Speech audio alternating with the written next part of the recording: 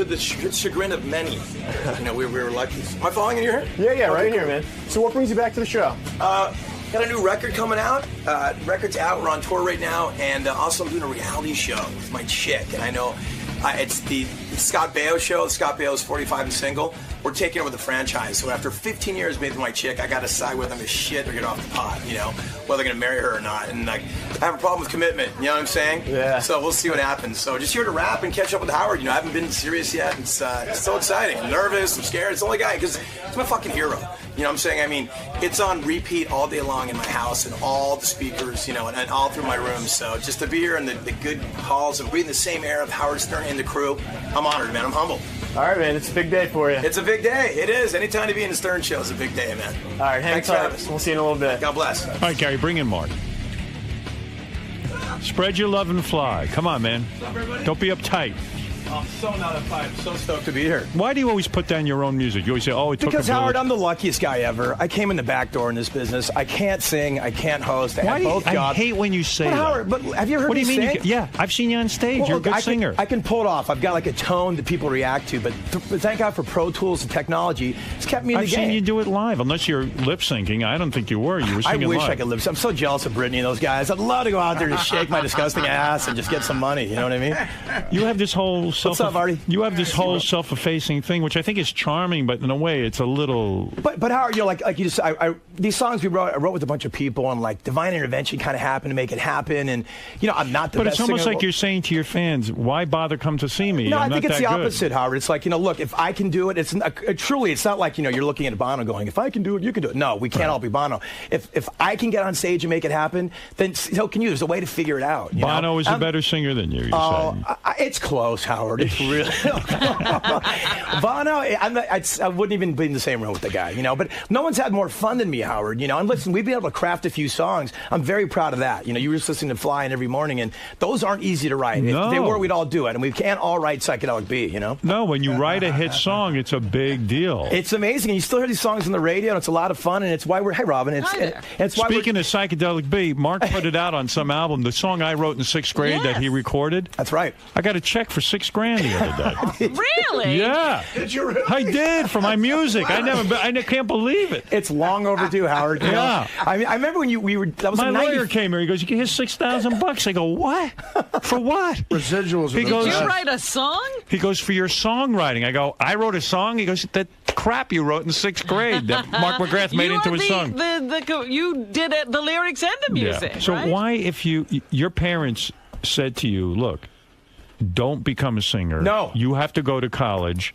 They made you graduate college, and they said, then when you graduate college... That's the key caveat right there. You can do whatever you want. My mom and dad literally said, Mark, we don't care what you do. We're supportive. And they always have been. They said, just get that college degree. Right. I'm like, okay. So I went to University of Southern California.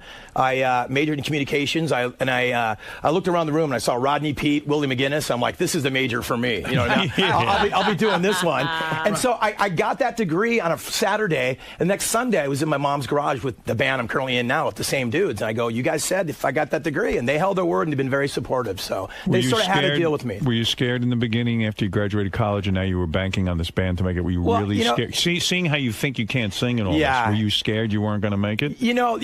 Banking on being a rock star in a band, that was a long shot. But I just wanted to do it and give it a shot, But I never thought it could happen. And that's why we're still doing it. We play music because we love to play music. It's like it's a pretty fucking good job to have. Man. It's a real good job to have. Traveling on a bus. I mean, the hysteria of the '90s is gone, Howard, and like the chicks and the cover of Rolling Stone and all that stuff. That was amazing. It was a lot of fun. But now what we have left is playing music and the songs people enjoy. But Gary just went to one of your shows, and he even said, there's no cougars in your audience. It's young, hot chicks. Oh, I don't know. And you have a confusing life because, A, you're very handsome. B, you're a rock star.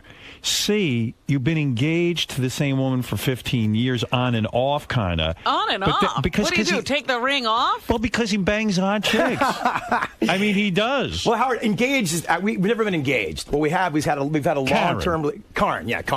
Well, last chick I brought here, she married one of your staff. Remember that? That's back in '94? Yes, that's true. But I'm afraid to bring anybody here. Yeah. So I've been seeing her off and on for about 15 years. And, we've lived this incredible life, and to make it work, we've had to make certain concessions. Let's say. In other words, she accepts the fact that on occasion you are going to be with another girl. I don't know if she accepts it. It's not implied, and it's certainly not explicit. But there's been a sort of an understanding. And by the way, it goes both ways. It does. She's been with other guys? She probably has. She's had boyfriends and all that. So we've split up for times and been apart. But we're at a point now where I'm 41 years old. Right. Okay. This institution of marriage is having kids. It all sort of appeals to me right now. So the irony of the whole thing is, Howard, is that you had Scott Baio in here a year ago to do the 45 and single show. Yeah. Well, guess who's taking over that mantle and start filming a reality show like my man Artie over here? Well, it can be a little frightening as you get older to keep living that lifestyle. Like at some point, maybe you got to look around and say, maybe I've got a good thing here with Karen. You know what? I like waking up next to her, Howard. You know what I mean? I know it sounds cheesy, but I like watching King of Queens reruns with her. So when I read in the gossip rags, like in 2005, you banged Pamela Anderson, which was a big deal to me. And to me, too. It was a big score. No, I didn't. I don't want to even say her. score. Howard, I know the rules of the show. I know the Jerry O'Connell rules. I know how it works, man. Right. You know what I'm saying? You lay it out there, and this is the place to do it. And I love you guys, and you're responsible for my career. I'd love to say that was true. It's just not true. You were. I was never at a place. Never went out for takeout food in Malibu. And by the way, a rumor like that, I'm not squashing a rumor. That's killer. Are you kidding me? It makes it hard when you're dating Karen on and off, and then she reads that you just banged Pamela Anderson. It makes it a tough 10-minute conversation. It certainly does. So you're saying I'm barking up the wrong tree with Pamela Anderson? Yes, you are, definitely. All right, hold on. I'm friends with Kid Rock. He's my friend forever, so that didn't happen. All right, so that never happened. All right, but let me see here. I'll find some girls you banged here. So, okay, when you were banging Jordana Brewster. Never banged her either. Well, never. You dated her. I didn't date. I had one makeout night and on New Year's Eve. So when you were making out with her, it gets back to Karen. It does, but we weren't really going out at that point. So it sounds bad, but in retrospect, it was part of the whole just landscape of my incredible lame life. It was your on and off kind of. Yeah, and anything you see there, Howard, we were off. But when you hooked up with okay, let me bring up someone that is pretty much a given that you banged. All right, Paris Hilton. And I know you did. All right, man. Okay, all right. So you did. All right. I may have. All right. All right. All right. Does Karen Does Karen call you up after because Paris Hilton I think is a gorgeous girl. Paris is lovely. She's cool. She's really cool, and her whole thing. She knows what she's doing, and we've had this conversation before. What do you mean she knows what she's doing? You mean sexually? In all ways. I mean, she knows the image she's putting out there and that type of thing. You know what I'm saying? You're saying she's smarter than what we see. In other words, she knows. She's self-aware. Yeah. Forrest Gregg, remember him? Yeah. He wasn't always drunk, you know what I'm saying? Right. Yeah. But are you saying... Was that an old Bob Hope roast reference? Yeah, you can't believe this. What's wrong with me? No, but what you're saying is that... Okay, you meet Paris Hilton, and everyone thinks she's a bimbo, and everyone goes on her and stuff. And it probably goes through your head, you go, hey, wait a second. I can't be with Paris Hilton. I mean, I just can't be. But you meet her and you find her charming. She's charming. She's lovely. And she just... What, you're hanging out one night? You're at a bar? Just one of those deals, yeah. Right. You hang out at the bar, you do this. And she eyeballs you right away. Oh, boy, there's the guy. Yeah. Sugar Ray. Yeah, this was a long time ago. No, I understand. Yeah. So I just want to understand. Details a little, you know me, I'm Irish. I like to have a few. Right. So, the Bushmills was talking that evening, so... But why not hook up with her permanently? Seriously, would it be embarrassing to you to be with her? No, I think she's great. I have no problem with her at all. It just didn't pan out that way. You know what I'm saying? How does it end? Like, in other words, it's just a one-nighter? The good thing about Paris, she's not really looking for that long-term thing either. But is it a one-nighter with her? Yeah. That was it? One night, done. She's great. She's lovely. I've seen her again. She's great. You have? Did you call her afterwards? No, maybe. Nah. Do you think you should? I probably should. No, look, we did. So you being a gentleman, what you're saying to me I'm trying to play the game of the show and be a gentleman. But at the same point, everybody hates fucking gentlemen. No, because it's not even hate. I want to understand. I swear to you, this is just. I wish I could talk to you off the air about this because I want to understand it. I want to know what goes wrong. To me, Paris Hilton. Nothing went wrong, Howard. Nothing went wrong. Right. She's a beautiful girl. Yeah. I think if we were off the air, I'd say you maybe weren't that satisfied sexually, but you probably were. But I think in your mind, you probably couldn't just hack her personality after you came. Well, see, you're sort of giving me the benefit of the doubt, thinking she'd want to be with me forever. You know what I mean? I'm Irish, and all that entails. You know what I'm saying? Was she laughing? She wasn't laughing, but she certainly wasn't screaming. So in other words, you weren't that great in bed for her. I don't think I am, dude. I'm 3 minutes Sports Center. I'm sleeping. You know what I mean? And your penis is small. Yeah, yes it is. I'm Irish, dude. I get the curse. You disappointed her. Yeah, I'm like the reverse of a butterface. Is this you being a gentleman, or is this you? Anybody? Is this you being a gentleman, or is No, that's just what happened. That's the truth. In other words, she didn't want to. You wanted to see her again. I don't think either one of us are looking for this long-term, let's ride after the sunset type thing. It was a sort of Hollywood, thing in done. When it's a one-night thing, you go back to your place or hers? Hers. Yeah. Hotel? Yeah. Okay. It was a house, let's just say. Let's say you're at a house. Yeah. And it's a one-shot deal. Like, in other words, you don't sleep over. No. You don't blow your load 2-3 times. No. Just no. once. I've never done that. What's that like, Howard? Come on. When you're with a really hot chick? Yeah. I mean, Paris Hilton, I would blow my load 4 or 5 times. I have this, off button, dude, immediately. You know what I mean? I don't know what it is. So you zip up your pants and you're gone, and no call afterwards? I just maybe a couple calls. I mean, how you do a text or two. I think texting was just starting around there in 98, 99. What do you think that is? You're using her, and she's using you, right? I mean, you're a bright guy. What goes on there? I mean, it's a one-shot deal. She needs to say, I had Mark McGrath, and you need to say you had Paris Hilton. It's this caveman DNA we have. You know what I mean? I think we all have it. And the thing is, all guys want to get down like that. It's just some people have the filter and some don't. Sometimes I just don't. I haven't been a good person my whole life. I'm not proud of it. No, but I'm working on it now, Howard. But I'm the same way. I you've always been a good person. You're sort of you're my ethics code, dude. You know what I mean? If you do it, I do it. I'm telling you, I have caveman ethics. I did for a couple of months. I was bad. You had your lost John Lennon weekend, right? Yeah, but I was bad. I mean, because you weren't. You could never be bad, bro. I was bad. Isn't that a use? I mean, you fuck Paris Hilton. I don't know if it's a use if both people have the same idea. Sometimes it's just fun. It's a symbiosis. Have you ever heard that? I don't think she was looking at me like, "Wow, this is the douche that sings in Sugar Ray. This is the catch of my life." I disagree. I don't think she was looking at me like that, my brother. I disagree. But I disagree. I think she looked at... Listen, you can put yourself down all you want. I'm good at it. You're a big catch. You got a great career. You're so nice. And you're a good-looking dude. Right, Robin? Sure, he's good looking. He knows that. Yeah. He looks in the mirror. Propecia, veneers, and Botox. Keep me in the game, man. Have you done Botox? I've done it. I'm not lying. Did? Just listen, dude. Why'd you do it? Because I'm lame, and I'm, here's the thing. Are you insecure? I don't want to take myself immediately out of the game. Right. You know what I'm saying? I'm going to hang as long as I can. So if you have to get on a treadmill or do this, that, I've done it.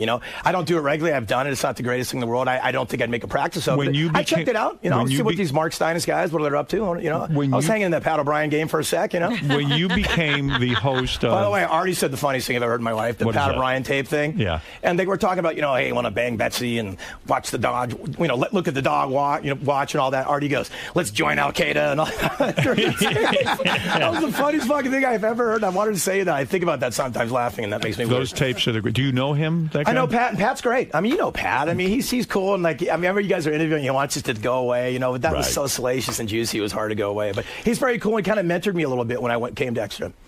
So you took over his job? No, I didn't take over his job. He was just, that's a very competitive world, entertainment news world. But he was very kind to me and he's a big music fan. He wanted to see me succeed. So Pat, I have nothing but love for Pat O'Brien. I was shocked when you got the job at Extra because I didn't really think of you as a host of someone who would host a gossip show. I thought of you as a rock guy. I didn't either. But it's funny, Howard. It's like people. We weren't in the. I wasn't in the White Stripes or Nirvana. You know what I'm saying? I mean, if Eddie Vedder started hosting Extra, I think it would be fucking weird, But a lot of people thought it was weird because although you don't see yourself that way, we see you as a rock and roll guy. So it was sort of jarring to see you now hosting a thing. And almost like a come down, right?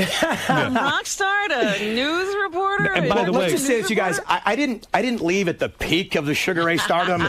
We weren't just coming off a 10 million selling record. Mark McGrath shocks the rock world. It might have been more out of necessity as opposed to let's try a new career. But it was a weird move for the band because it meant you weren't going to be available. Well, the irony, Howard, is that they have kids and stuff, and they wanted to stop for a second. So I just looked in my messages. I had a couple phone calls to make through the years, and one of them was to Extra. And I literally called them on a Friday, and I go, hey, what's up? And they go, come on down and just meet with this executive producer named Lisa G. And I go, sure. I met them on a Friday. 2 weeks later, I'm hosting the show. I have no idea how the fuck I'm there. I don't know what I'm doing. Obviously, if you watch the first 6-7 months, you had never hosted a show before. What made them think you could do it? Well, Howard, I did a few things. I guess if you can chew gum and read a monitor in a rock band, they let you host the Radio Music Awards or the MTV things. I did a few of those, and I remember her telling me, she goes, "You kind of suck, but there's something there, Wow. And so they were willing to explore that. And that was nice. Well, yeah, thanks a lot. But it was. Is that why you felt the pressure to do the Botox? Now you're on TV every day. I'm vain. I'm vain like other dude, man. Did they say to you? It's embarrassing to admit that. You know what I'm saying, dude? But I gave it a shot. What did you see that you needed to work on? I was getting those weird wrinkles and shit. In your forehead? I was on the cover of Spin magazine, and one of the comments on it was, and I read all the comments because I'm just a masochist, self-abuse guy, and it said, "It looks like he has dental floss wrapped tightly around his forehead." And so Jim from Chesapeake Bay, thanks a lot for that one, man. So well, I understand this. When I saw the movie Private Parts, and they had a lot of close-ups. I saw that my teeth were fucked up. I saw my nose was fucked up more than I even thought. And I got a little work done, so I understand this vanity. It even shocks me now that I got caught up in it. But you do, you're a human being, dude. And I love to be like, tough guy, fuck it, I don't care, man. But like, I'm being paid for something I don't understand why I'm being paid for. So I'm going to stay in the game somehow. Like, you're not paying me because I'm a great journalist. You know what I'm saying? I ain't going out there like getting the good stuff out of Jen Aniston. You know what I'm saying? Mike Wallace. Right. So there's a reason. You're a good-looking guy, and you want to maintain those good looks. I don't know what it is, but I'm going to keep whatever it is I'm bringing to the table as long as I can, because God's going to take it away soon enough. And I did the bottom veneer thing too, man. Sure. Because I had my top veneers because I had these like weird meth teeth I had for 15 years I had to get rid of. and then did you do a lot of meth? Yeah, I might have done a few back in the day. And then I saw my bottom veneers. I'm like, it looks like Ben Franklin's wooden teeth, like freaking people out. So I got my bottom veneers done, and then I had speech impediment for a year and a half. Wow, because it's hard to learn to speak with those Of course. things. And then I remember the tsunami came for Sports Illustrated, sexy supermodel tsunami, and I was like, oh my God, I'm quitting. I can't do this anymore, Yeah, it's tough because that's not your chosen field, and now all of a sudden you're being evaluated on a whole different level. And publicly too, like I'd go to 7-Eleven, like, and 6 months later I'd get a case of beer, and this dude would go like, "Hey man, you kind of sucked when you started, but you're getting better, man." And like for some reason I just fuck with me on my head. Go ahead, tell me how shitty I am. In a way, isn't your fame greater when you host Access Hollywood as opposed to being a rock star even? Well, I really enjoyed hosting the show there, and the people were great, man. But were you fired? I was. The irony is, I wasn't fired. I was asked to do more, and I didn't want to do that. I didn't feel qualified. Is that true? Oh, it's absolutely true. I feel like they gave you the bounce and hired this Mario Lopez. Mario's great. Mario's born to do it. And he's good at what he does, and he'll fucking kick your ass. By the way, that guy's a bot. He's gnarly. He's really good at what he does. I'm not really born to do that. I don't know what the hell I'm born to do. Do you feel you were pushed out in any way? A little bit. Yeah, a little bit. I mean, they wanted to change the sort of scope of it. Look at, the ratings were going down. The entertainment news genre in general sort of circling the drain because of the internet. Similar to what happened in the record industry. You have TMZ, Paris Hilton hitting things at 7 in the morning, unchecked and salacious. So the ratings started to go down. They started to go down. They did what they had to do to make a shuffle and change, and now Mario's kind of like, he's great. He does it really well. But they told me, listen, Mark, if you want to stay here. So they brought in a younger stud. And it was your worst fear because that's why he was doing the you Botox. were Botoxing. You think I had self-esteem issues before? I got replaced by AC Slater, dude. Yeah, exactly. You know what I'm saying? Was it a real? Let's be real. Was it a bit of a blow to the ego? You know me. I'm just like this manic flow from just panic guy. Maybe that's why you want to get married now. You see it all. Maybe it is. It's all making sense to me. I got nothing left, man. Why not get married, right? Right. But I was there for 4 years, Howard. I thought I'd be there 6 months, so I was sort of ready to go. And what the conversation to me was, listen, Mark, you need to do more. You need to go out 7 days a week. You need to 24/7 on the weekends. And I didn't want to do that. And like they wanted me to do live shots on Larry King and talk about Paul Newman and his cancer. And I'm like, I'm out. Yeah. I'm going to like protect everybody else. I'm not professional enough to do that. Right. It's not cool. No, but there was sort of a phasing out as well. I mean, I think they knew by saying that to be like later. You know what I mean? So the job was paying about $500,000 a year. More than that, man. Really? The job was good to me, man. I didn't, it was nice. It started out at $500,000 a year. I know that. That was the first year's salary. How do you know that? I know. Believe me. I know everything. Know that? I know salaries. Listen, I negotiate. You're right. You know more than anybody. Yeah. So it started out as a $500,000 a year job. Mm-hmm. By year 4, year 3, and now you're a success at it. It was getting close to 7 figures. No kidding. Yeah, and like, listen, it was like the most mellow job in the world. I went there and went, hey, Lindsay Lohan was out last night at Hyde, and it was great. It was fun. It was a great job. I love the people. What was your schedule like? How long does it take to work? 8 to 2. 8 in the morning. Yeah, 8 till to 2. Yeah, really? It was, that it long? was great. Yeah, and you did some things on the weekends and the award shows and things like that. But it was mellow. It was great. And I'll tell you this. And they pay almost $1 million a year for at that. the end, they were. Yeah, it Right. was nice. In the entertainment news world, man, I'm telling you, these guys kind of get a bad rap because it's kind of like surrounded by a layer of Velveeta cheese, which is well deserved. You know, it is sort of entertainment and fun and kooky. But these guys are some of those hardworking professional people I've ever met in my life. You show up at 6 o'clock in the morning. There's no show, Howard. And 4 hours later, there's a show they put out every day. No, it's impressive. It is impressive. And I feel like now that I've been in the inner workings, I see how it works. And I think they should get the credit they deserve. And like, they're almost too professional for me. I'm like, God damn, you guys are working too hard. But man. did you ever feel bad when they would cover some people you know in show business and stuff, and they would take glee in their tragedy, like a celebrity divorce or something I like would that? if it was Glee, Howard, but no one. They didn't. It was done classy. You know, there was a class to what they did there in entertainment news. It wasn't so They weren't bad. getting off on like people's depression or misfortune. You know what I mean? Right. I couldn't handle that. I couldn't. I wasn't raised that way. You'd be out of that. I would have been done. Yeah. Right. So would you say in a way your stock starts to even go up when you get this celebrity gossip TV show, high profile, like hotter chicks even in a sense? It kind of went sideways. You know what I mean? It just kind of kept, you know, like the fame going. It actually took, you know, it's weird. It took like this sort of like celebrity star thing away, but like it made me more visible. Right. Strangely, you know. Were you invited to more parties and this almost kind the of thing? opposite? You know what I mean? You're like you're one of them now. You know what I'm saying? Right. But I call the truth with all like George Clooney's and Kid Rocks of the world. I'm like, dude, I won't tell you about 3 a.m. and Sunset Marquee if you don't either. You know what I mean? Right. So you did keep some things private. You have to, you know. But again, it's not.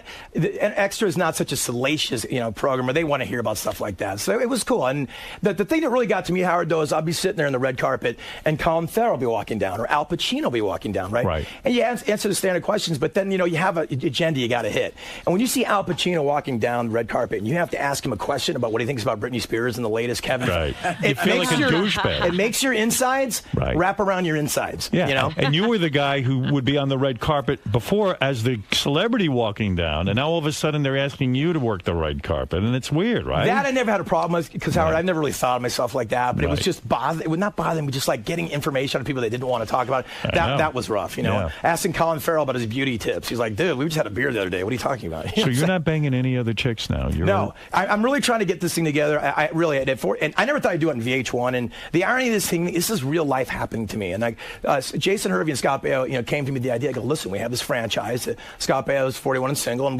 we've heard your story. We think it'd be appropriate. And I'm like, God, I don't know if I want to put my whole fucking life on blast like that. You know what I mean, dude? I really don't. But then I'm like, you know, Are you doing it? Are you? I'm doing it. I'm signed it. As soon as I get home from this tour, I'm doing it. I'm on. Yeah, You're he's kidding. not telling Filming you this because month. he turned it down. No, there's no. This is happening. Yeah. What is the show going to be called? It's right now. It's called Knowing Mark McGrath, which I can't stand. You know, 'cause Right. I don't know Mark McGrath. You know, Right. So Nobody knows him. No. So that's like the working title. We start filming with Scott and everybody, and then 26, and literally it's like, do I marry this girl or not? After 15 years, she's 37 years old. You know, she wants to go through this on TV.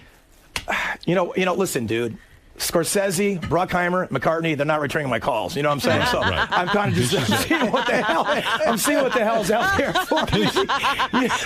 These guys are talking to you. Yeah, I'm praying for Bret Michaels' career. You know what I'm saying? Baio and Hervey are talking to you. Yeah. So you have hooked in with these guys. We're locked in. We're doing the show. Your and girlfriend's up for it. she's up for it, and like, you know. And Now, are you what's gonna going to date? happen on this What's show? going to happen, Robin, is real life shit. You know what I mean? Like, I'm either going to ask her to marry me or not, and it's going to be real, and she wants to have a kid. We'll see what happens.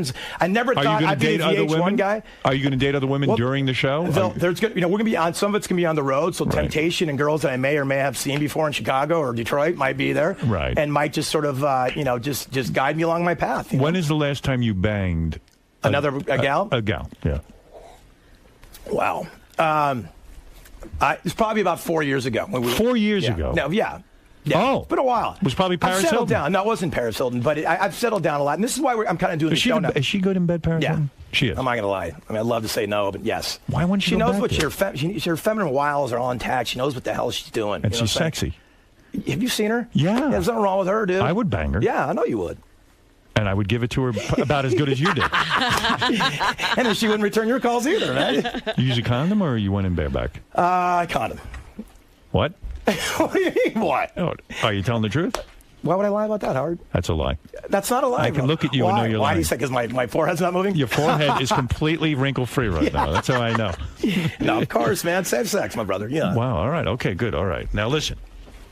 Hey, Howard, thank you so much for having me in, man. I mean, wait, I want to talk about something. No, I'm just saying, you know how much it means to me to have me. I mean, you guys are just part of my life all day long. I love you. I love you guys, too. And you really, because I'm sitting here because you gave us a chance in '95 with Psycho. And you were good to me when you guys always came in and did the show and you recorded my song and I got $6,000 to show. Well, there you go. But there's more coming, brother. It comes forever. Hey, man. I love it. Every quarter you'll see a check now. Robin, we got to start writing songs. Because I know. Let's get busy. These checks are great. I'm shocked. Every quarter, Howard, I go to my boss and I forget. And you get this check. You're like, wow, teacher's salary, killer. Yeah, if I get $6,000, you must be getting at least $7,000. Yeah, but no, I imagine what Tom Cruise gets in residuals from movies. So I imagine what you get from Private Parts, right? Or what Artie gets from all the shit he's done. I mean, what does Tom Cruise get every quarter? It must be wild. Like $10 million? I always say here, I was lucky enough to be in the movie Elf. Oh yeah. At Christmas they have marathons of it, so it's like getting a Christmas bonus every year. And you forget, it's fucking believable. And you forget, you're like, wow, $50,000. You're right, you forget. It's like, oh, Jesus Christ. It's like found money. You put out an album. The album is a new album, right? Yeah, I wrote a new album. It came out in July 21st. Music for Cougars. Music for Cougars, even though Gary says your music is not for Cougars. Well, you know, it's funny. That title's not meant to be literal. There's a little bit of irony there, and people are calling me to be like the spokesman for Cougar Nation and stuff. I'm like, dude, I'm 41 years old. No Cougars are checking for this saggy ass anymore. You know what I'm saying? Well, come on. No, but I mean it though, and that's the irony of it. But I think our fans have kind of grown up with us, and I imagine some are our age. So it's a tongue-in-cheek title, obviously. All right. So the new single is called "Girls Were Made to Love." Yes. I don't think you need to explain it. Girls Were Made to Love. What else do you need? Why did you write this song? Actually, it's a sample from Don Everly from the Everly Brothers, who wrote the song back in the day. And you know, it came from the Gym Class Heroes guys. They had this track, and you've heard of that band, Gym Class Heroes, of course. And they didn't use the song. I guess they felt it was too poppy, so it got into our possession somehow. And I'm like, this is the greatest song ever. And when it's sort of like a rap track where you had the chorus was a sample. Yeah. And they're like, how do we build this? I don't rap. We got our bro Collie Buds to be on it. It was just amazing, like Justin Timberlake of dance hall artists. He's incredible. And we put it together and we figured it out. Now, what is this song? She's got the woohoo. Basically, it's about older Cougar broads. That's the one Cougar song. And actually, I was watching, I like all sort of cheesy reality shows. I love them all. Have you ever banged a Cougar? When I say Cougar, a woman Robin's age. You know, when you can do it now. Robin looks so beautiful. She transcends all that. Could he bang you now? He could have banged me at any time. He never tried. Yeah. Oh, yeah. She'll spread for you. I felt love from Robin back in the 90s. Not anymore, though. Because she's on to like Gyllenhaal and all those cats. No. She'll bang you right now. Pull your pants off. Bang her right this Robin, second. Go in your little booth over there, and we'll wait for you guys to get done. I'm down. Don't even, seriously, I'll be part of the show. I don't know what you're so. Yeah, that Botox is working. She wants you. Wyclef Jean banged you in there. Remember that? Stop that. Well, no, he simulated. He tried. I was listening. I heard. Do you, in other words, have you ever banged someone in their, let's say, 40s or 50s? No. No, I haven't. When I was like 21, I banged a chick who was like 35. Yeah. But the Cougar term wasn't even like in effect back then, so it wasn't really part of the natural inertia of the earth. So you've never. No. This is only a fantasy. That's not really fantasy. I was watching the Orange County Housewives, because my life got no meaning. And I'm watching it, and there's a girl that always goes, woohoo, when something happens. Her name's Vicky. You know what I mean? Some women make very annoying noises. They do when they get like a glass of wine, like, woohoo! Yeah, they get very excited. I know. Yeah. Which is like, wee! Which is grating on the back of your I watched this TV show, The Bachelorette, and this girl, every time she gets excited, she goes, wee! And I go, what is that sound? Yeah. There's a certain group of women that make annoying noises. Like, let me think, like every one of them. No, I got to tell you. When women get excited, they get annoyed. I said to my wife, you don't make those annoying noises, thank God. Because I don't think I could be married to you. It's Howard, what did you think of the Billy Joel, Katie lead thing? What, being divorced? Yeah, how does that, play in your whole world? I actually know them. I know this. That's why I'm asking you. I mean, it's probably not my I was place at to their ask. wedding. I was getting you in the divorce. He was at your wedding.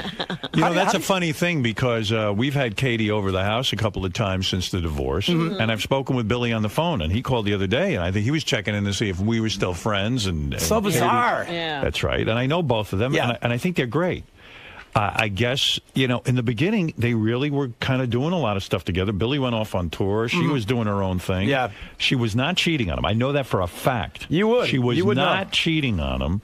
But I think the two of them just completely fell apart after a year. And I think it is the age difference, too. I think that Katie's very young, and Billy's like a guy in his... he's 60. He's 60. It's just, it's a big difference. I was like, gee, this is an interesting thing. Could this last? Almost 40 years difference. Almost 40 years difference. Dude, you go on the road for 2 months like Billy Joel does, and like you just want to go home in your cocoon and just not, you don't deal with people. You don't certainly to go parading down to a book signing. You know what I'm saying? That's sort of the problem. I mean, I'm 55, man. I don't have a lot of energy to go. Howard, you're the youngest 55 in the history of the world. Yeah, well, you reversed the aging process. It's the Botox, my friend. But you did Botox. I know you did. Never. I can never. see it. No. And you don't cut your hair? He'll Never. tell us on one of those times that he wants to reveal secrets. I know. But not Maybe the right next- now. I swear, Revelation show. I swear on the life of my children, I've never stop done it. Botox. That's enough for me then. No, I know how you are. I'm not going to stop it. I'm telling you the truth. I swear on You the life don't of my need to children. swear. Well, because no one believes me. I've never done Botox. You don't need it. And I've never done. You judge me for doing years ago, I put my blue in my hair or something. Something weird. You blew in but your I don't. I blew a load of my hair, but I don't dye my hair. But you can see. That's nice. But you can see there is gray in my hair, but not a lot. It's amazing. You know, listen, I'll tell you the truth. I've eaten infants to stay young. All right? I've sucked the blood out of them. Placenta of a the young bone mother. marrow, everything. I eat every part of them. Nothing goes to waste. You need a third world kid. Yeah. Well, that's where I get them. Malawian kid. That's where I get them from. Right. I adopt them and then I eat them. Right, of course. And And it keeps me young and feeling great. Most importantly, I'm here to ask, are you 13, 14 months out of here, 15? I mean, Yeah. Because, yeah, you are. Yeah. Okay, cool. Thank you. So you're breaking it right now with me? Cool. No, there you go. There it is. Now they'll hire you back. Yeah, call That makes extra. me sad, dude. No, I That don't makes me know. sad. I don't know. I don't know. It bums me out. You want to know something I don't know? I'll sit and I'll talk to the company and All I'll right. say to them, do you have anything in mind for me? If it sounds reasonable, and then I would do it. Okay. But I would first meet with Robin, Fred Artie, possibly Benji, and discuss it. And even, sit down and see how everybody else feels. Right. Think that's the way to go? It just would be a sad, sad, sad day. And I just want to take my... Not for me, it wouldn't. I know it wouldn't, but just for everybody who loves you, including myself. You made my career, man. Life would be... That's not true. Did you come on Paris Hilton's face? I did not. I'm too much a gentleman. You are a gentleman. Put her back. That's very nice. Take a few phone calls. By the way, the new album, the new Sugar Ray album is called Music for Cougars. It's in stores now. And for Sugar Ray tour dates, you go to sugarray.com. You'll have a great time if you go see the boys live. Thank you, Howard. They put on a great show. We'll be in Nashville tonight and New Orleans tomorrow. Where are you tonight? Nashville. Wild Horse Saloon. So you got to get on a plane and Oh, go yeah. to Nashville. Yeah, but anything for you guys, please. Doesn't freak you out to go fly that much? No. Does it freak you out? Who gets to be on the plane with you? You fly commercial or you I'm flying bareback solo. solo? Yeah. You're got your not own- flying the plane. Oh, no. Did you see that Bruce Dickinson Iron Maiden documentary where he flies Iron Maiden around? Yeah, he's a police- It's the raddest thing you've ever pilot. seen. It's like, I like So you will be in a private plane. No. I'll be on, transgender airlines or whatever the hell it is. You're going to be on transgender airlines? Oh, No, okay. whatever's flying out of LaGuardia. Okay, good. If you Okay. see a lot of flight attendants, transgender is appropriate. When you're on the plane, do a lot of the chicks come up and start approaching you? It's going to be tough for you to get married. No, yeah. It is. But Hart, I think you said you were never getting married, and you're married, bro. I'm mean, happy. Look, I think that union thing's cool, and the hard part is going to be getting back to good because we Right. fucked it up so early. Right, We really right. destroyed the foundation. Yeah, how can she trust you? How or can you trust vice her? versa. Right. I'm not the big bad wolf in this thing, and the reason why I'm going through this because I'm not a hypocrite. We've got both our issues to work on. How old is she, this chick? She's 37. 37, and she's super hot. She's really hot. She's gotta be hot. Panamanian, Latin broad. Really? Big boobs? Good boobs. Yeah, perfect boobs to fit the body. That's the key. Nice. You know what I'm saying? And like I said, dude, she's my friend. I know that sounds lame, and your audience is like. That's not lame. That's No, it, you have because to be because You that's bang the anybody. You can't be if you fuck Paris Hilton, Yeah. and let's say she's the best lady you've ever Right. met. If at the end of the fucking, you have to leave because you can't sort of deal with her. Then what do you got? You have nothing. You got nothing. You got Yeah, that's just you getting your rocks That's off. right. And you can do that by yourself. If you find a girl that you could lay in bed with and talk with and have fun with and do some stuff with and it's reasonable. But that sounds so stupid and lame. But that's the key, man. Well, of course. There's nothing more. There's no other There's secret. nothing left. There That's is it. no other secret. You just hope you get to the point around the porch and she puts her teeth in. And when you're there, if you get to that point, you've made it. You're absolutely right. Or you could fuck the chick and then lean over and call one of your friends. First of all, life is very simple. I'm going to tell you something. Yeah.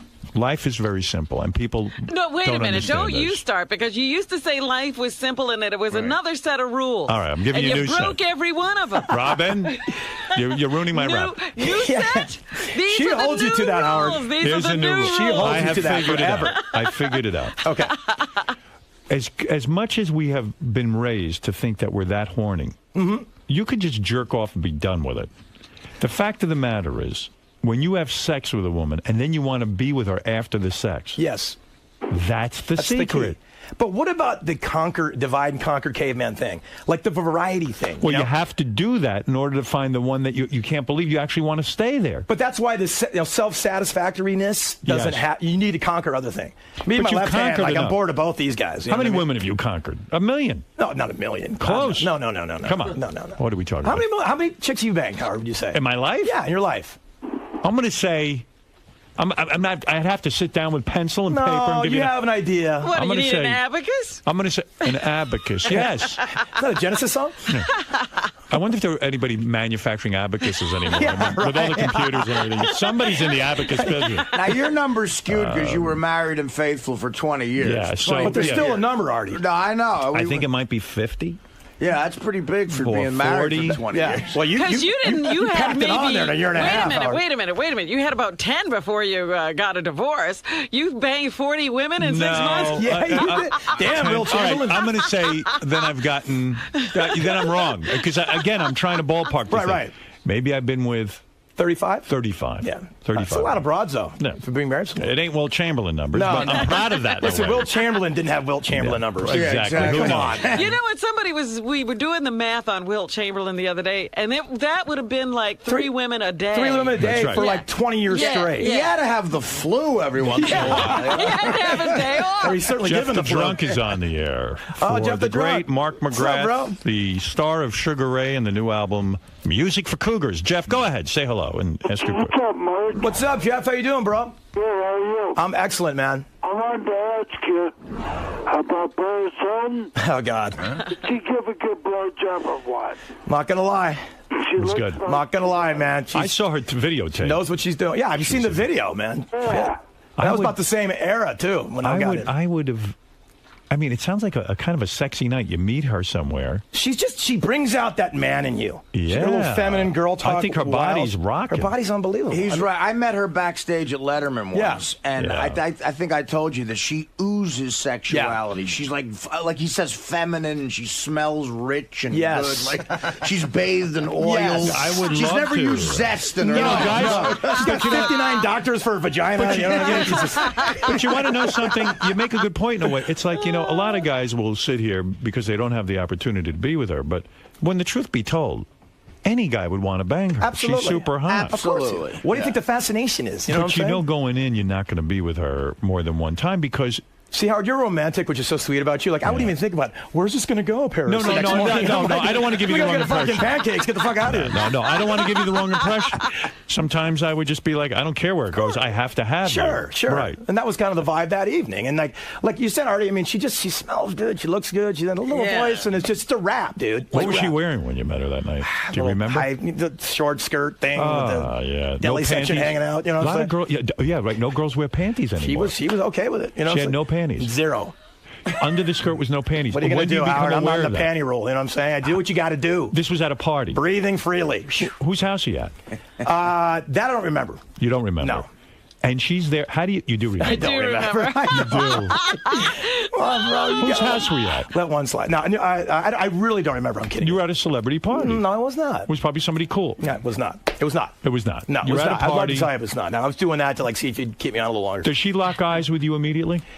She doesn't really lock eyes. She knows what she wants. There's not a lot of courtship and a lot of I mean, she comes over and goes, "Oh, Mark, hi." Yeah, she's just cool, and you know what's going on. You know what I mean? Yeah, she wants you, you want her, and then you go right to the bathroom at the party. I don't know if it was a bathroom. I'm bedroom. not beyond that. But, a bedroom. Yeah.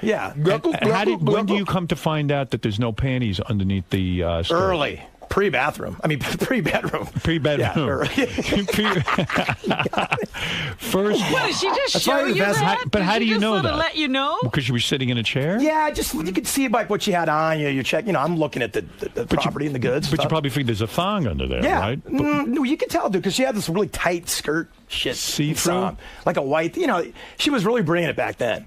before she tried to, pre-jail, all that stuff. She wasn't really well known at that point. Maybe she was trying hard. She was starting to be like the socialite, like Page 6 kind of chick. She hadn't really gotten that reality show yet and all that. So. Oh, before the reality show. Wow. I'm telling you, it was a long time ago. She was very young. And she wasn't wearing panties back then. She had to be 18 then. No, she was more than that, dude. 19. I mean, there's grass in the valley. What year was this? Well, I don't know. You don't even know. 2002. 2002. She was 12. So you, I can't imagine. Boy, this is exciting to me. It was exciting, Howard. I'd love to say, it was many times and all these great things. Sort of like, a sloppy. But I don't understand something. But I don't mean to dwell. But no, I'm trying to help you. How do you know she's not wearing panties? By looking at the skirt, or is she bent over and she just makes it clear that there's no you can see she wasn't making it clear. She wasn't like flaunting, but I could tell. You can tell. She had like a white skirt thing, and you can just tell with the high heels. Yeah, she knows how to dress, man. She knows, she knows she knows what she's doing. Yeah. She's a blonde bombshell, Marilyn Monroe type. She's our generation of that like sex bomb. Yeah, she certainly is. And so so she makes it clear, and then you say, let's just find the bedroom. And the two disappear, and everyone at the party knows. Yeah, but it's a little messy because I was getting drunk, so I don't have the play-by-play, Howard. I'd love to give it to you, the fingers and all. I just don't have it, you know what I mean? But do you lift the skirt, the mini skirt? It got lifted sometime, you know what I mean? Took her from behind? Did I take it from behind? I don't think so. I think it was just power missionary, bad, sweating, and then fell off. Did you return the favor of the blowjob? Did you eat her out? No, that I didn't do. Why not? I don't know. I'm not against it. Not against it. I just didn't do it. I mean, that's a gentlemanly thing to do. It's a gentlemanly thing to do. It's a little reciprocity is always good in the bedroom, but I just didn't. It didn't occur to me. And then after you're inside, so gross. And then after you're inside, God, that's gross. That's the clit. Come on. And then after you finish, you never said these things. What you're saying is after you finish, everyone's like, "Hey, cool, hanging out, blah blah blah," and then you leave the party and she leaves. This was kind of like the end. It was evolving the evening. People had left. I think it was just like a couple of stragglers in this house. Were you embarrassed when you walked out of the room? And this is like everyone knows what happened. Howard, you got to understand, it was like a drunken party. No, people were gone. It was like 6 in the morning at this point. So, it was late. It was wow. Late. As you know, you're want to do out there. I mean, what do you do? I mean, what's the conversation after it's over? And now you're. Well, I've never been a big linguist or conversationalist, so no one's looking for anything from me either. So. Do you hold hands on the way out? Like, is it sort of like this sort of fake couple thing? What is it? No, there was zero of that. I was saying, man, right? Later. And like you turned your heads from each other, got dressed, and walked outside. Then it's like, hey, later. You heard beep beep, taxi. Like, bye. Yeah, hey. She gets in her car, you get in your car, and you leave. Yeah, well, I took a taxi because I had a few, but you know what I mean. Right, so it was. That's a good message for the kids. Yeah, absolutely. Right, safe sex, taxis, all that stuff. But yeah, dude, there was no big. Was it like the Munsters mobile? No. You just peeled out. There was no big Rapunzel moment. Wait a minute. They're in somebody else's. Where did the condom come from? You have it in your. He always it was a house of condoms. Yeah. Robin, I carry a gross with me. Paris stores them in her cheeks. Like a squirrel. So that's that. I mean, I don't remember a lot of the evening. You should have called me and told me about it. I would have loved to, dude. But do you high-five the guys on the way out, or are you just trying to play again, Howard, I'd love to say there's this giant sort of American Pie party happening after that happened. There was no one left. And just psychologically, no desire on your part to call her again. Did you say to her, "Leave me your number so I can call you"? He did do something. I did call her. She called me, and I know we kind of travel the same circle of friends. I know her. There's no weirdness, And she never said, "Hey, I'd love to do that. I'd love to get together for dinner again, and maybe see if there's something more." Dinner. Yeah, I don't think. Yeah, we already went past the dinner, dude. You know what I'm saying? It's like it's a shame. No reverse courtship. You know what I mean? I want to go back again. You're single. Why not? Look, it wasn't in the cards. You did a pump and dump. I can't believe it. All right. She's lovely. You know the term, Robin. Guys say that. It's cool. She doesn't trip. You know what I mean? That's what's great. There's no tripping involved. Hey, if she wants a trip, let's go. I mean, that's great. I mean, that's wild. Jeff, did you ask your question or did I cut you off? I think you did. I wanted to ask one more question. Okay. What is it? Does she charge much? You're just jealous. You're sitting in a trailer jealous. I love Jeff, man. Yeah, He's the greatest. Listen to me. You've got it all going on, my friend. Howard, thank you, bro. Seriously, you look at me. Thank you so much for having me through the years, man. You've been nothing but a stellar king to me, and I appreciate it. I love having you here, and I love hearing about your life because, believe me, it's exciting. I wish you luck with this reality show. It could get a little weird. We'll have to watch. I'm going to need it, man. I'm scared. I'm literally scared because it's real life. It's really going to happen to me. You know what I'm saying? And what do you got now? A tattoo on your chest or Joey's out? Yeah, I got Spider Lockhart, New York Giants. Yeah. And somebody told me you got a tattoo. Mr. Cartoon is a big fan of. Wait a second. You got Spider. Look at that. Spider Nice. Lockhart. Oh, Yeah. Why do you have Spider Lockhart? Because when I used to live in Connecticut. I was a big Redskins fan, okay? Right. And this is 1975. Yes. And I got all my Redskins gear on, and they're playing the Giants. And I hear tackle by number 43, Spider Lockhart from the New York Giants. And I went, Mom, there's a guy named Spider in the world? That's the coolest fucking thing I ever heard. So I threw all my Redskins gear, and I've been a Giants fan for 30 years. That's it. I love the Giants, too, for Good some for reason. you. And then I got all of my back, and, Mr. Cartoon from downtown LA does all my work, man. You can see, I got all this stuff. And Are you running out of ideas of what to tattoo?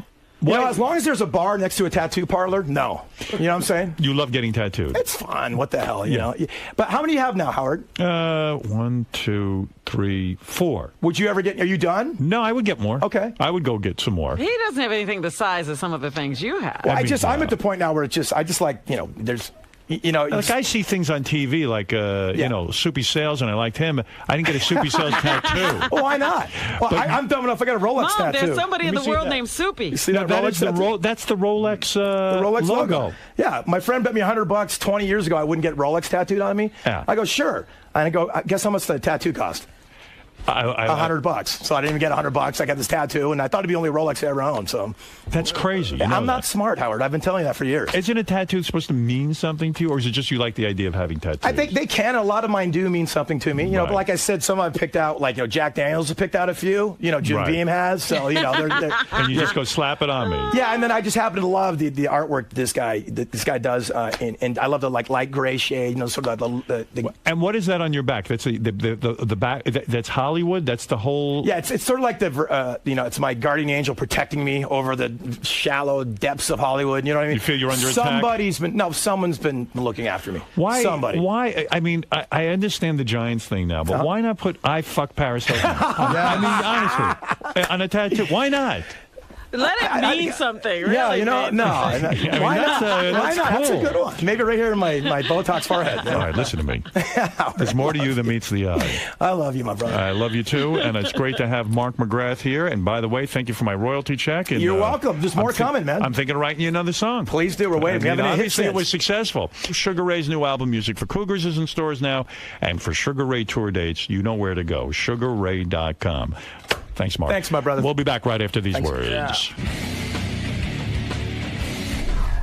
Mark, how is it to be back on the show, man? Just like home, man. You know what I mean? I knew the Paris thing would come up, and it did, and he got me for a while, which is always fun. And I tell you, just these guys, it's hard to emote to them what they mean to me.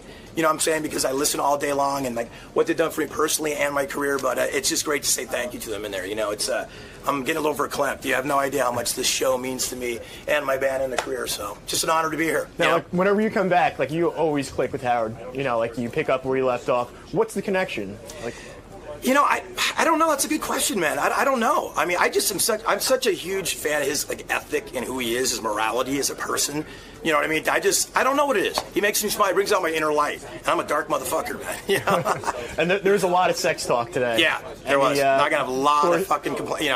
I'm gonna get it, man. Yeah, are you? Have to pay. Oh yeah, I'm gonna pay for it. Because I've never really disclosed all that shit. You know what I mean? But this is the place to do it. I know it's sort of the Jerry O'Connell rule. You gotta let it fly. And I wasn't gonna be the guy to censor myself on Howard Stern. That's for sure. All right, man. So you had a good time today? I had the best time ever. I love you. This is a Howard TV original production. Here's what you have to look forward to on this episode of The Bonus Show. Scott the engineer's new intern Pete earns a nickname. Motherfuckers! Benji opens up about his herpes. There's good news and there's bad news. Richard rocks out with his cock out. You gotta look, Gary. That's a good one. Miss Howard TV tries to read. What do you think of Howard TV? We want to know. And Jason gets all worked up over Lisa G. Maybe they just need to get someone younger and more aggressive on the red carpet.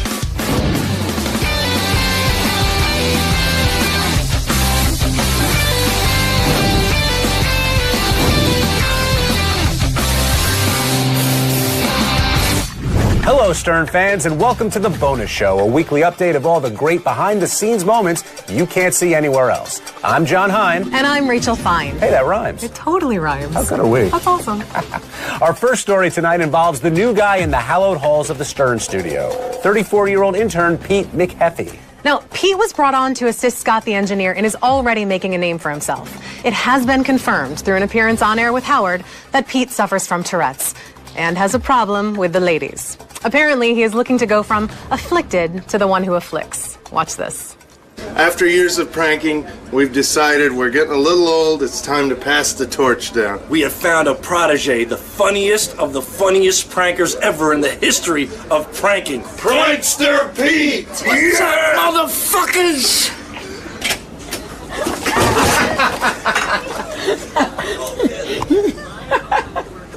You asshole, isn't it? The fuck are you laughing at? Who told you to do that? I don't know what the fuck's going on. Who the fuck told you to do that? Fucking old dipshit. They told you to do that. And you did it.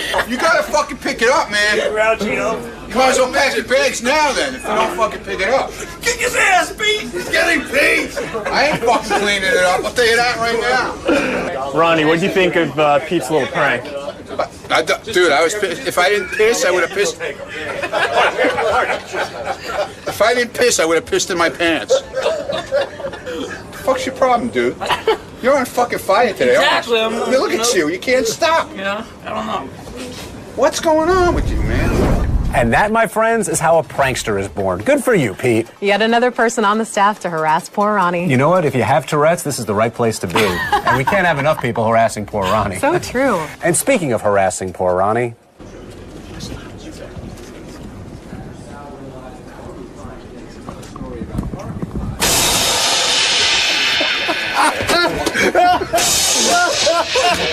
He hit it!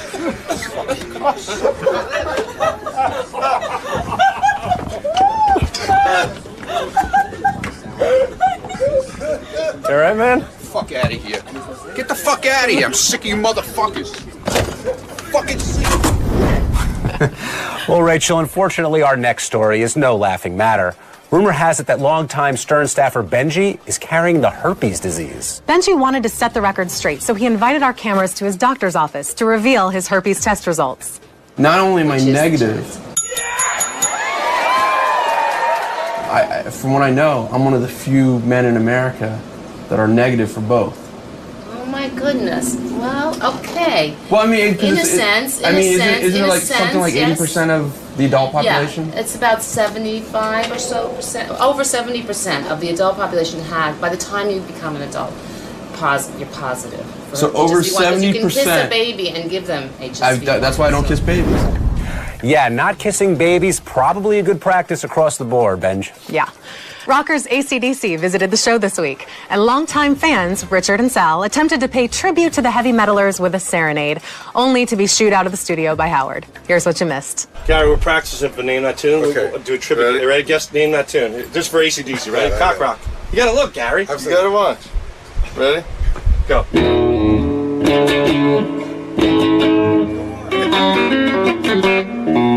All right. Can we go play for AC/DC? Wait, Rich, take off all your clothes. Take them all off. No? Will. You being passive? No. Bring it back inside now. I carried it out. Done. Wow, I can't believe he taped that pic to his prick. Yeah, well, I guess playing the drums with his penis would have been a bit obvious. It would have been just as ugly, too. And disgusting, yes. You don't want to look at that. I don't ever want to. No, it's gross. Part of the requirements to be Miss Howard TV, along with looking good in a bikini, is the ability to read. This Miss Howard TV passed on the looks, but reading was a different story. See for yourself. A frustrated Beetlejuice riffs with Howard about the rigors of starring. A frustrated Beetlejuice riffs with Howard about the rigors of starring. A frustrated Beetlejuice riffs with Howard about the rigors of starring. And finally, we have Tracy and Anne evaluated. Howard in a diverse or diverse? Diverse, either or, yeah, whatever you're Diverse? Either diverse or diverse. Diverse. So Howard and a diverse or Right. diverse. What do you think of Howard TV? We want to know. Tell me all your dirty little ideas. Okay, just one more time and just say you're saying ideas. Ideas? Yeah. Ideas. Ideas. Yeah. Ideas? Ideas? Ideas. Ideas? Yeah. Ideas. Wow, she had lots of ideas for making that segment work. That was really embarrassing for women everywhere. It was embarrassing for men everywhere, Rachel. Yeah, it was frightening. Now, Ronnie is known for many things, like being short, old, and, of course, most famously, losing his temper. Here he is on the wrap-up show, being all three. Ronnie, before you were here, we were talking about your reaction as compared to Benji's reaction this morning. And the way you reacted to, I guess, were you upset by being the shortest member on staff, or was it what Sal was doing to you? What are you talking about, the shortest member on staff? I'm talking about what happened on the show. Fucking Shuley's shorter than me. Didn't you hear? Was your hearing? I did, but I thought you were taking off your shoes. Shuley was taking off his shoes. And he was shorter than me, okay? You can always count on a very calm Ronnie whenever he's on the wrap-up show.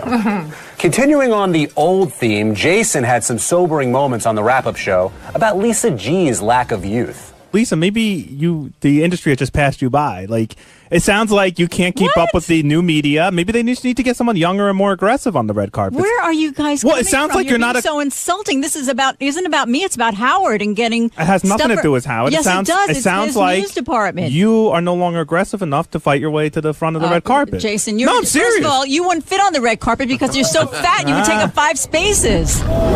Jason needs to cut her some slack. She's trying to maneuver through a crowd with those 30 Ds. Rachel, clearly you don't work here every day with Lisa G. Okay, good point. Consider yourself lucky. Got it. Okay, wrapping up the wrap-up show clips this week is a lovely exchange between the ornery Ralph Sorella and a man who knows how to host the wrap-up show better than me, comedian Greg Fitzsimmons. Now, word has it that Ralph has been harboring ill will toward Greg for a number of years.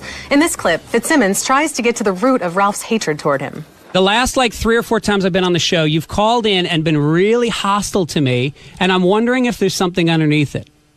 Honestly. No, honestly. I mean, don't fucking hide from it because there's something going on. You don't normally talk to me like this, and every time you call in, you got a big fucking problem with me, and I don't know what it is. I think in general you come off bad on the air, you come off whiny, and you come off like an asshole, and that's what I said last time. Yeah. When we were talking about all this stuff, and I just said, well, maybe you're just an asshole. I mean, with all this trouble you have, you're getting in fights on the street over because somebody waved at you the wrong way or something. And you were just talking about this autograph thing, and I think you're way off. You're insulting this caller who is a subscriber who pays money, and you're putting that woman down. I just think you're being an asshole. So you're the police of decorum on the Sirius network. I'm the Howard really judge. shouldn't. We shouldn't. Let's not respect Howard and Baba Booey's decisions on who should be on the show. Let's listen to the fucking dresser, the Ramon clone, who calls in because he sits naked in his fucking bed all day with nothing to do. John, you know what really bothers me about you? You constantly side stare at my boobs, and you think I don't know it. Well, from all of us here at The Bonus Show, thank you for joining us. Be sure to tune in next week for more Stern Show gems you can't see anywhere else. For John Hein, I'm Rachel Fine. Good night. Good night. Maybe I wouldn't side stare if you didn't wear such revealing stuff. Enough with the wardrobe, John. Okay, one free look. Go. One free look? One. Go. This is it. You get one and we're done. I'm a pro, Rachel. I don't need that. Sure. Thank you. Great. People say what it's like working next to Benji, and I say, you know what? He's my friend. Till the end. I don't care if he's late. I don't care if he can't get a date. And I don't care if next to Giuliani he wanted to masturbate. Because he's my friend. I like Benji. It's not popular around here, but I like Benji. He's my friend till the end. And I work next to him and a guy named Fred.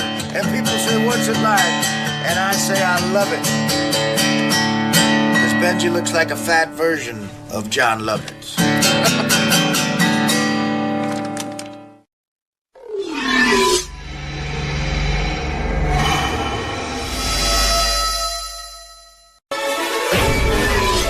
This is a Howard TV original production. Here's a taste of what you have to look forward to. On this episode of The Bonus Show, Ronnie gets busted for snooping around Howard's office. Why in his office, man? Looking for a newspaper. Along with being girlfriendless, JD is also a slob. I gotta fucking clean it up. Gary checks the mailbox. That's actually an excellent question. And Colin Quinn discloses some fruity information. I saw West Side Story last year. I'm not ashamed to say it was amazing.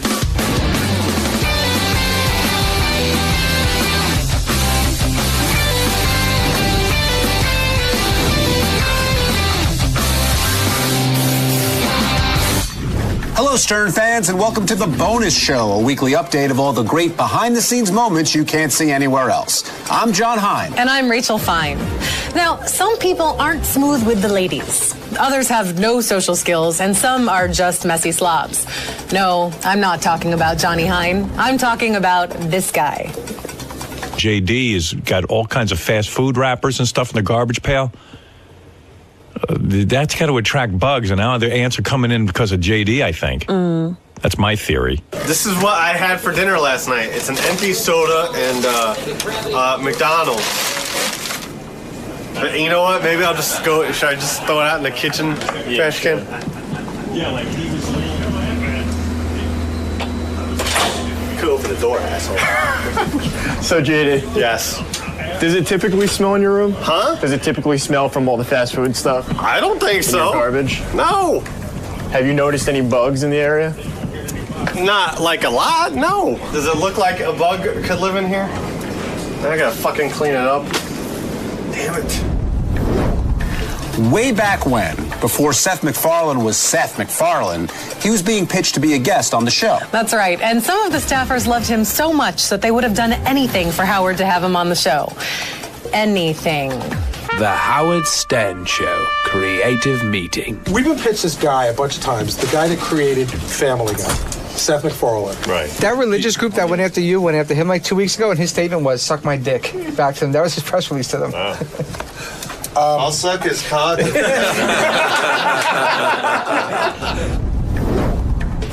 think that's like the 10th time that Richard's offered to suck a dick. I'm just saying. Well, 11 if you count the time you wanted my ice cream. Super. That image will haunt me. But not as much as Gary's pitch haunts him. It's a letter from the mailbag. John from New York says, did you stay and watch the whole game after you threw your pitch? That's actually an excellent question. I did stay and watch the whole game. I made the pitch before the game. I knew it was bad. I went up to the suite, thought, okay, I embarrassed myself in front of the whole stadium, but who else will know besides that? Then around the 4th or 5th inning, I was interviewed by one of the guys in the Mets, and they showed it during the Mets game, and I still thought to myself, well, how bad could it be? Stayed for the whole Mets game, went home, still didn't realize how bad it would be till about 6:15 that night. I got a text on my phone from my buddy Booker, who said, oh my God, turn into Channel 2, they're showing your pitch. And that was really the first time I started to understand that it was bigger than that. So I stayed for the whole game and actually managed to, on some odd level, enjoy it. It's always the people closest to you that you can trust the least. That's right, John. For instance, the person who's supposed to protect you might be the guy who reeks of mambo and snoops around your office while you are on air. I'm in his office for a reason. Steve Langford's trying to get out of the bit, too. Don't worry about it. Why in his office, man? Looking for a newspaper. He was in Howard's office. Yeah, exactly. Oh, my God. You allowed to be in there? Yeah, I'm allowed to be in there. Yeah. JD? JD's not. What do you mean, no? Tell me what I'm allowed to do and what I'm not allowed to do. I'm just looking out for Howard's best interest. You know, someone in there, and he doesn't know about it. Yeah, God knows what Ronnie's doing in there. If I'm not allowed in there, then who's allowed in there? You know what kind of creepy things he could be doing in there? A lot. You're telling me. Hey, John, do you think flexible strippers are sexy? Well, I'm married, Rach, so unless that flexible stripper is my wife, I have no comment. You might have been better to just say nothing there, John. This next segment is aptly named Blast from the Past. That'll make sense in a second. The Howard Stern Show's Blast from the Past. Okay, what I was saying, I do some wild push-ups with my legs behind my head, and I can fart each time I do a push-up. I'll show you in the green room. Really? Yeah, it's amazing. Howard will love it. Okay. You want to see it real quick? Sure, why not? Okay, check this out. Let me load up first. Okay. She's working. Okay. Okay. Oh dear. Just about dead in this country because think about it. Yeah, you can talk about power. Whoa. But that's. I see. I you see. understand what I'm saying? Yeah, I do. I thought of that last night, so I got to bring that up too because farts do have control. You know what I mean? So you think you could do that over, like if this guy was laying down, you could do it over his head? Yeah. All aboard! Dare I ask, all aboard what? All aboard the wrap-up train. Next stop, wrap-up show. All aboard! Here is yet another clip of Angry Ronnie. Woo-hoo! Uh-oh, Ronnie's here. Dude, you're an asshole. That's all I got to say. I got no time for you. But you're a moron because you won't even tell anybody what you do for a living. You're still a fucking asshole. You know what's so funny about you last week? He's gone. You kept calling, you know what's so funny about you, and this is really good. He left. When you were calling... He's gone. Kenny walked out. Kenny, he's not listening. He walked out. Colin Quinn stopped by and proved that he's so secure in his masculinity that he can speak freely about his love of musical theater. Howard loves music. If Howard I saw West Side Story last year. I'm not ashamed to say it was amazing. What made it so amazing?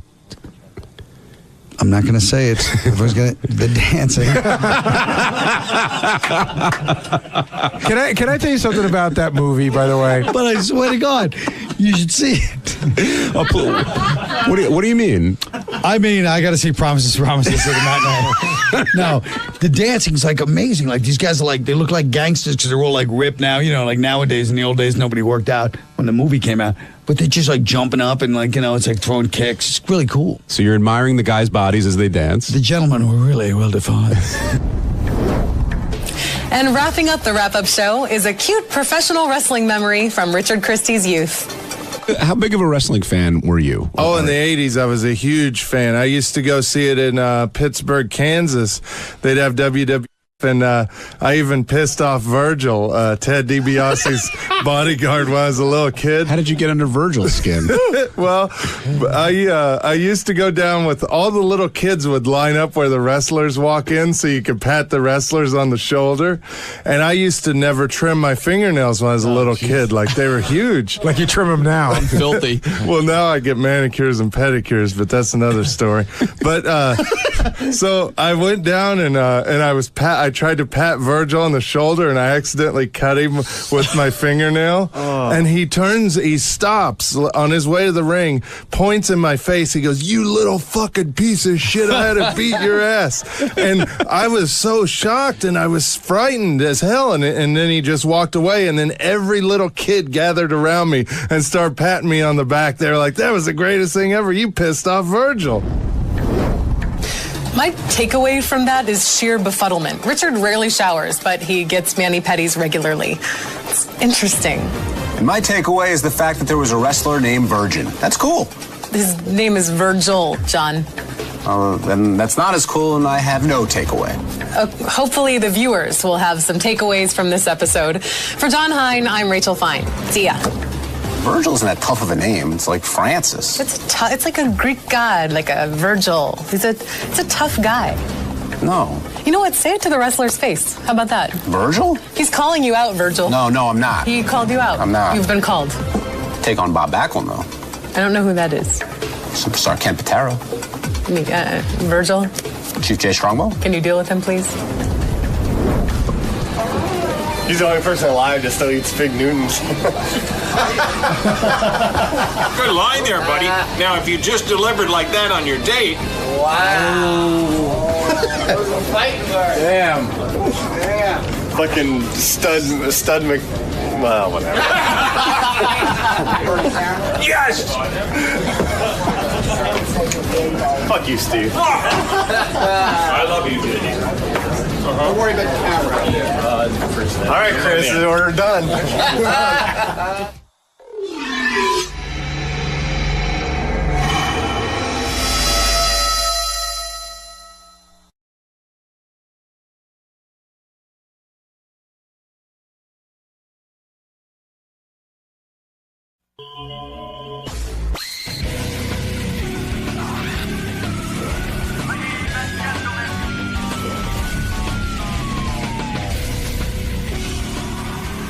Hey, good morning, everybody. I know what you're saying.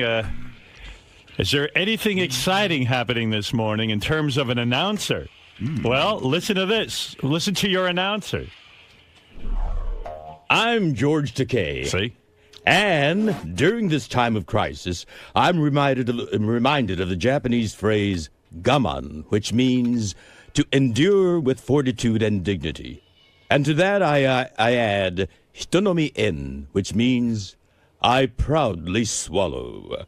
You're listening to the Howard Stern Show. And he does. Thank you, George. Wow. Good morning. Good morning. Good to see you. Good to see you all. My first visit with you all this year, the year 2011. Is that right? It is. This is the first time. It's been 4 months since I last saw you all. You know, it's just been too long, my friend. Much I've missed too long. him, yes. I was wondering when you were going to get back in here. Live long and prosper. I am living long and prospering and getting up every morning at 4 a.m. for you all. Doing any... by the way, George turned 70... Not yet. When are you turning? On April the 20th, I turned 74. Unbelievable. Wow. You're in great shape. I saw you this morning in the hallway, and I said, man, this guy looks healthy and fit. I mean, you look good. Well, I believe in the law of nature, and, I'm a law-abiding guy. I just go by what But it does make you angry that you take such incredible care of yourself. I mean... What is it? Why would it make him angry? It's not because incredible. His partner, Brad, is not thin. Oh, that part. Well, I try to restrain myself because I was scolded by you last year. No, but between us, I know what you're saying. Yeah. When one person works so hard on their physique, I mean, you do. I mean, it ain't easy staying thin. I'm sure you watch what you eat. I'm sure you work out. And you do all of that. I do all that. You can. Does Brad just lie around? Does he not try? Well, he used to be fantastic looking. I mean, he was an outstanding marathoner. Uh-huh. But now when I'm doing my exercises in the morning, at least he walks with me in the morning. He will walk. He will walk. But he just is there at his computer while I'm doing my sit-ups and push-ups. Doesn't that irritate you? I mean, you're doing sit-ups and push-ups, and he's like just sitting there at the computer. And you know something? I'm going to tell you. Beth and I work out together. We go for runs and stuff like that. That's fantastic. I really admire that. And I like that because, like she even says, I would have a hard time, she says, with you if you didn't take care of yourself, and I think vice versa. As much as I want to say it shouldn't be a big deal, but it is. I mean, you do want someone to be reasonably fit, right? Exactly. And it isn't really that hard. It becomes part of your daily routine, well, like what brushing happened? your teeth. Brad was a marathoner. Yep. And what happened? He one day just quit? He used to be a journalist, economics journalist, and that was a high-pressure job. And he smoked back then, too. Oh. And, so he had all his bad habits from the journalistic world. And it eventually caught up with him. He became my manager, and he didn't have to have those pressures. So when you guys are naked and you see him, he's pudgy, and you want to see him ripped. Exactly. At least thin. I use a lot of imagination when I went. Do you turn off the lights? Do you put the lights down low? No, because I'm a visual as well as tactile guy. Yeah, but do you ever go like, you know what, okay, Brad's a heavy guy, so what I'll do is I'll turn the lights down low, or maybe